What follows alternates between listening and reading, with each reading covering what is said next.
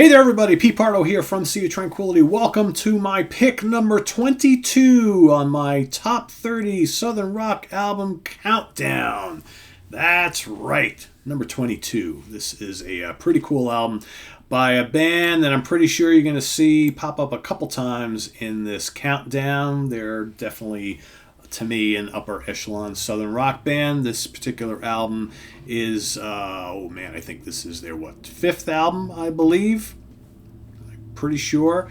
November 22nd, 1980 it was released. Hold on, I want to make sure I get sixth album from this band. All right. I know it was somewhere in that area. Released on Arista Records, like I said, November 22nd, 1980. Produced by Gary Lyons and Huey Thomason and Billy Jones. I'm talking about, and let me get the correct album cover because this is one of those 2-on-1 things here.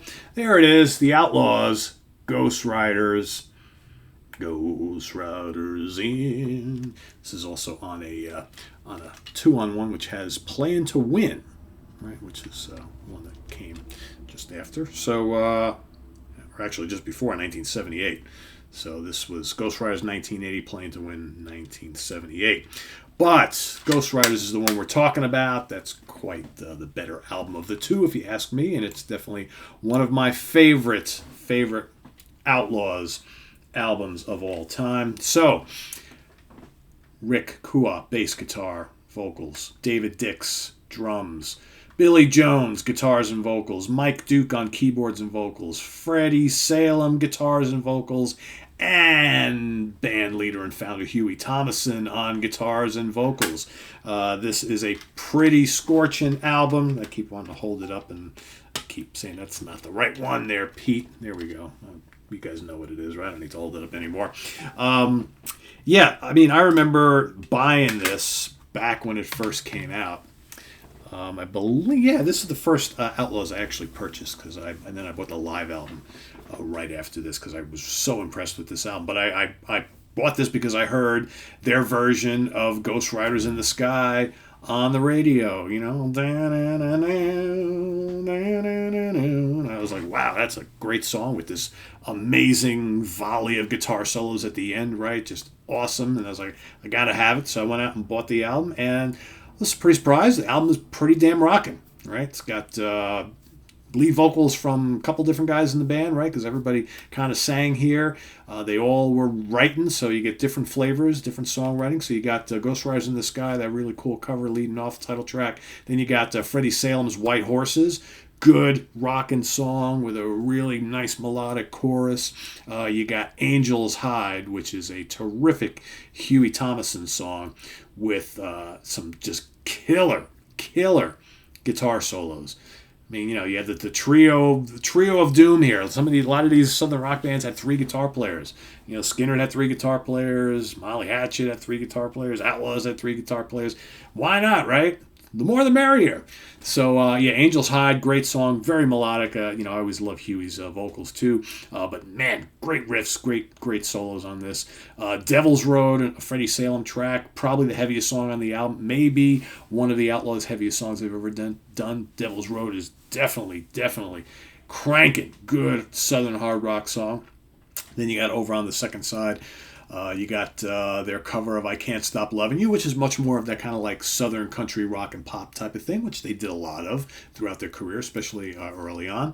Then you got Wishing Wells, another really cool song, much more of a again, very hook-laden, more of a Southern pop type of thing, because you got the really hard rockers on this album, then a couple of songs that have more of that kind of country rock and pop thing that the Outlaws were known for. But Wishing Wells, great chorus. Then you got Sunshine, another kind of melodic song, lots of guitars, good melodies, really cool. And then probably for me, the unsung classic on this album that nobody ever talks about is Freedom Walk, another Billy Jones song to finish out the album. Billy wrote Sunshine and Freedom Walk. And Freedom Walk, just really good, cool, like kind of funky hard rock riffs. Lots of guitar solos. It's one of the longer tracks on the album. It's just under 6 minutes long. And great way to end this album. I oftentimes want to rank Ghost Riders a little bit higher, just because it's the first one I ever got, and it's got some of their most rockin' material on it. But, there's a couple of those early albums that are just, like, to me, just a tiny bit more classic, I think. So, as we say here on the channel, more on that later, or more on them later. But for now, Ghost Riders by the Outlaws from 1980 is my pick for today. Please let us know what you think of Outlaws Ghost Riders. It's a very fine album from 1980. Down in the comments below. But also your pick for today, day 22 on our top 30 Southern Rock album countdown that we're doing each and every day throughout the month of June. Stay tuned for my pick number 21 coming up tomorrow morning. And like I said, we'll be doing this every single morning throughout the month until we get to my number one. And then on the last day of the month where I give you my number one favorite, I'm also going to give you a bonus episode where I'm going to do my top 10 or so, maybe 15, maybe 20, probably 10, but we'll see. Southern Rock live albums.